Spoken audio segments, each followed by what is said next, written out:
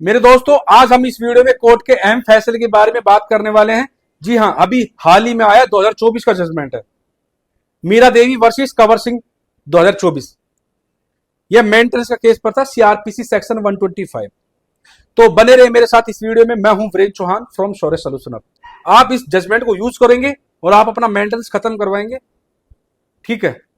जी हाँ, ये तभी कर पाएंगे जब आप पूरी वीडियो देखेंगे और आपको कंडीशन, सिचुएशन, सर्कमस्टांस पता होंगे, केस के फैक्ट पता होंगे। जी हाँ, वीडियो पूरी देखिए। वीडियो स्टार्ट कर देते हैं। भैया, एक लड़का और लड़की की शादी होती है 2010 के अंदर। पत्नी ने एफआईआर लॉन्च करवाई। एफआईआर में बोला कि जो मेरा पति है मुझे मारता पीटता है, गाली गलौज करता है। एफआईआर करवाने के बाद भी पति उसको धमकी देता था, यह पत्नी का कहना था, ठीक है। पत्नी ने एफआईआर करवा दी और इसी के साथ भैया कोर्ट में मेंटेनेंस का केस भी फाइल कर दिया, सीआरपीसी सेक्शन 125 के तहत। मेंटेनेंस की एप्लीकेशन में पत्नी ने बोला कि जो मेरा पति है 35,000 रुपए पर मंथ कमाता है, उसके पास बगीचे हैं, जमीन है, ठीक है। 5 लाख पर एनम वहां से उसको आय होती है, जमीन से और बगीचों से 5 लाख पर एनम उसको आय होती है और 35,000 पर मंथ वह जॉब से पैसा कमाता है।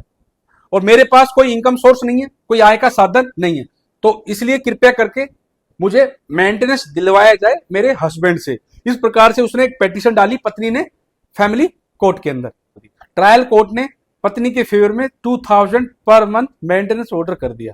अब पत्नी और पति इस ऑर्डर से असंतुष्ट थे। पत्नी के हिसाब से मेंटेनेंस कम ऑर्डर हुआ था और पति के हिसाब से पत्नी का मेंटेनेंस ऑर्डर नहीं होना था, क्योंकि वह लीगली वाइफ है नहीं, ठीक है।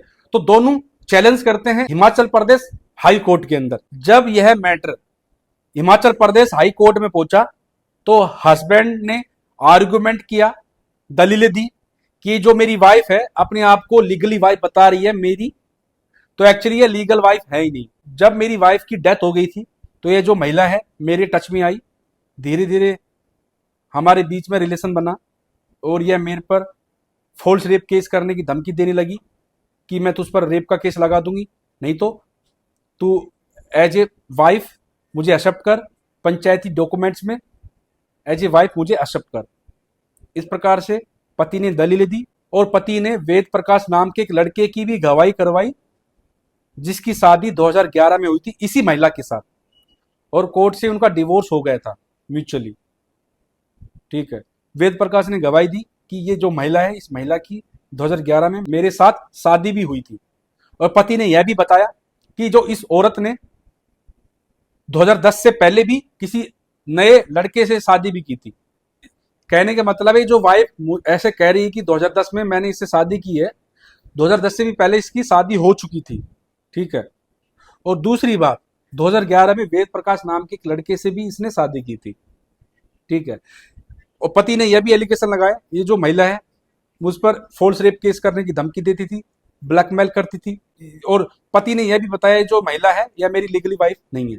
इन सारी सर्कमस्टांस, सिचुएशन, कंडीशन को देखने के बाद हाई कोर्ट को यह तो पता चल गया था कि जो वाइफ है, ये जो महिला है, इस करंट पति की लीगली वाइफ है, लेकिन ये जो पत्नी है एडल्ट्री में थी, ठीक है। जो मेंटेनेंस ऑर्डर हुआ था 2000 पर मंथ, जो ट्रायल कोर्ट ने मेंटेनेंस ऑर्डर किया था इन फेवर ऑफ वाइफ, तो हाई कोर्ट ने मेंटेनेंस रिजेक्ट कर दिया, खत्म कर दिया और जजमेंट पति के फेवर में चला गया। इस जजमेंट से हमें यह लर्निंग मिलती है, अगर पत्नी दूसरी शादी कर लेती है या एडल्ट्री में है तो पति मेंटेनेंस देने के लिए बाध्य नहीं है।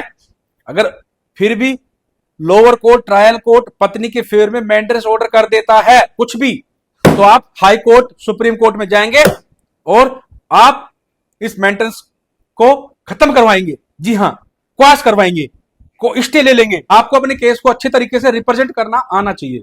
जी हां, आपको आर्गुमेंट करना आना चाहिए, दलीलें देने आनी चाहिए और आपके पास एविडेंस होने चाहिए। अगर एविडेंस नहीं है, प्रूफ नहीं है, तो भैया कलेक्ट करो। जी हां, अगर आपको नहीं पता भैया एविडेंस कैसे कलेक्ट करूं, ठीक है, विटनेस कैसे कलेक्ट करूं, तो आप हमसे संपर्क कर सकते हैं। हम आपको सारी चीजें डिटेल में समझा देंगे। कुछ फीस होती है, ठीक है, फीस पे करने के बाद ही हम आपको सजेशन देंगे। अगर आप कोई भी सजेशन लेना चाहते हो, फीस पे करो और आप अपना अपॉइंटमेंट बुक करा सकते हो। Thank you.